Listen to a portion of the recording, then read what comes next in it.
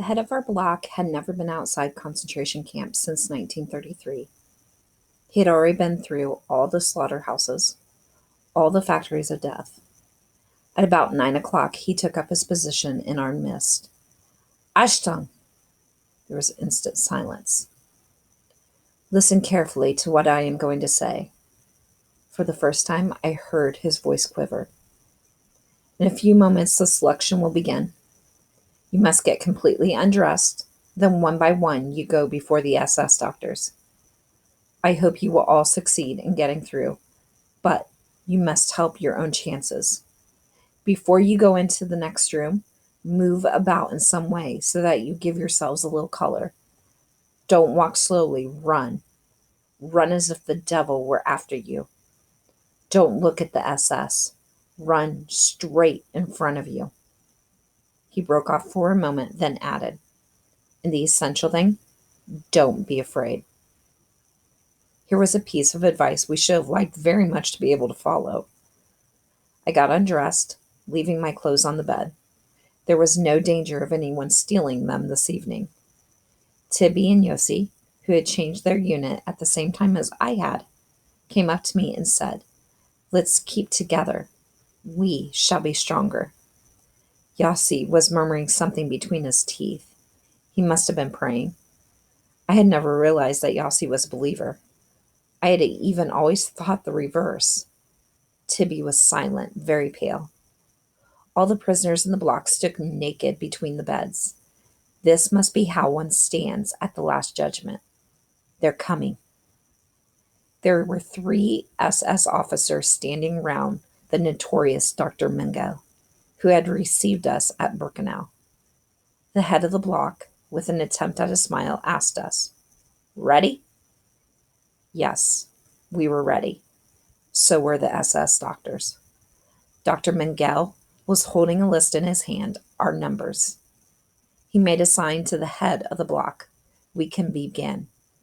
As if this were a game. The first to go by were the officials of the block. Stubenleiters, capos, foremen, all in perfect physical condition, of course. Then came the ordinary prisoner's turn. Dr. Mengele took stock of them from head to foot. Every now and then he wrote a number down. One single thought filled my mind. Not to let my number be taken. Not to show my left arm. There were only Tibby and Yossi in front of me. They passed. I had time to notice that Mengele had not written their numbers down. Someone pushed me. It was my turn. I ran without looking back. My head was spinning. You're too thin. You're weak. You're too thin. You're good for the furnace. The race seemed interminable. I thought I had been running for years. You're too thin. You're too weak. At least I had arrived exhausted. When I regained my breath, I questioned Yossi and Tibby. Was I written down? No, said Yossi. He added, smiling. In any case, he couldn't have written you down. You were running too fast. I began to laugh. I was glad.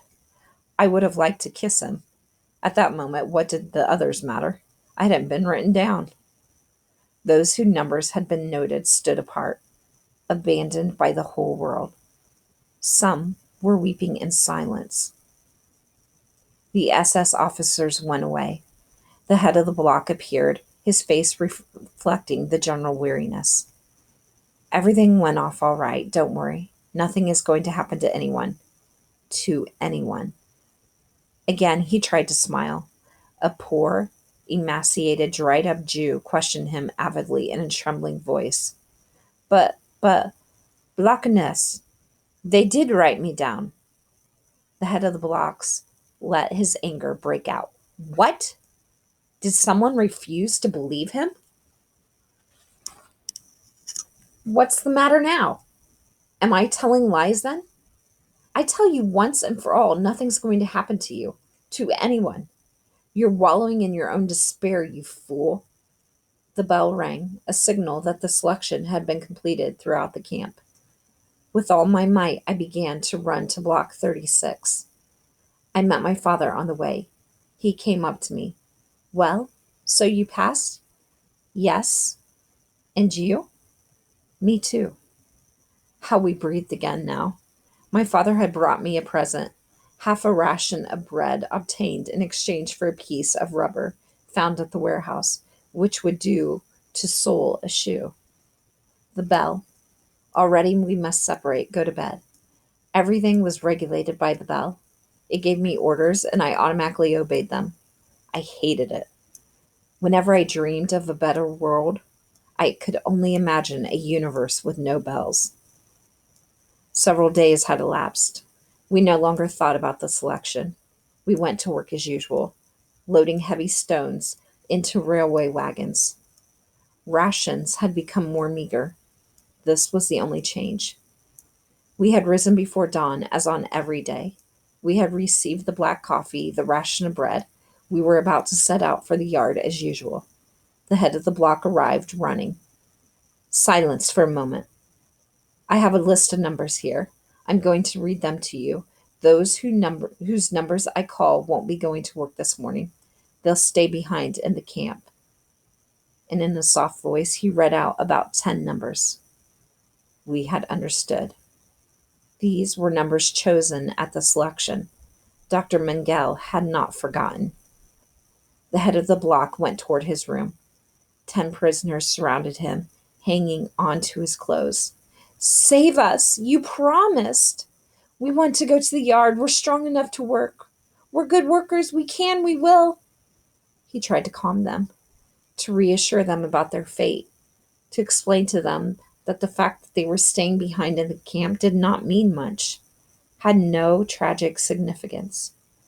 After all, I stay here myself every day, he added. It was a somewhat feeble argument. He realized it, and without another word went and shut himself up in his room. The bell had just rung. Form up. It scarcely mattered now that the work was hard. The essential thing was to be as far away as possible from the block, from the crucible of death, from the center of hell. I saw my father running toward me. I became frightened all of a sudden. What's the matter? Out of breath, he could hardly open his mouth. Me too. Me too.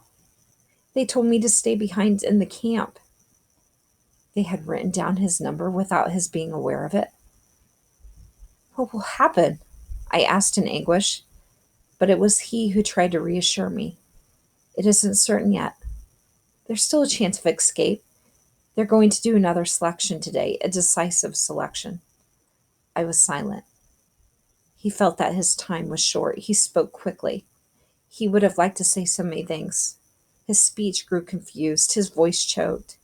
He knew that I would have to go in a few moments. He would have to stay behind alone, so very alone. Look, take this knife, he said to me. I don't need it any longer. It might be useful to you. And take this spoon as well. Don't sell them. Quickly, go on. Take what I'm giving you. The inheritance. Don't talk like that, Father. I felt that I would break into sobs. I don't want you to say that. Keep the spoon and knife. You need them as much as I do.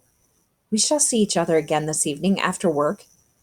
He looked at me with his tired eyes, veiled with despair. He went on.